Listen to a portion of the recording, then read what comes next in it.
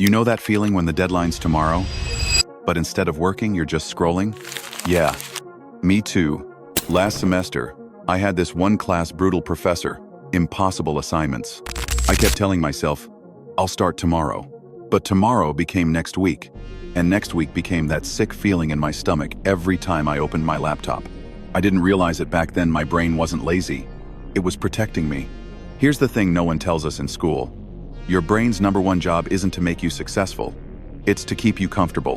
Whenever you face something hard like studying for an exam, hitting the gym, or applying for internships, your brain throws up resistance. Not because it's bad for you, but because it requires energy, uncertainty, maybe even failure. Neuroscientists call this the avoidance response.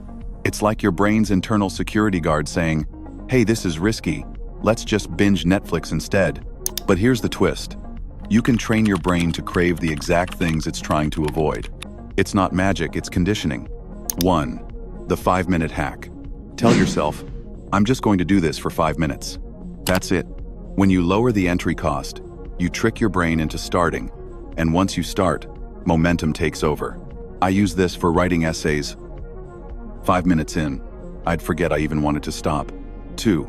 Pair pain with pleasure. When I had to prep for a statistics exam, I'd make a deal with myself.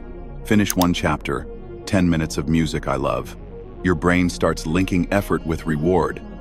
And soon, that grind feels less like punishment, more like progress. 3. Reframe hard into identity. Stop saying, I have to do this. Start saying, I'm the kind of person who does this. I wasn't studying. I was becoming the type of person who could outwork my excuses. Identity beats motivation every time. 4. Stack your wins. Write down every small win, even if it's read dry pages. Your brain loves visible proof that you're making progress. It builds this craving for the next checkmark.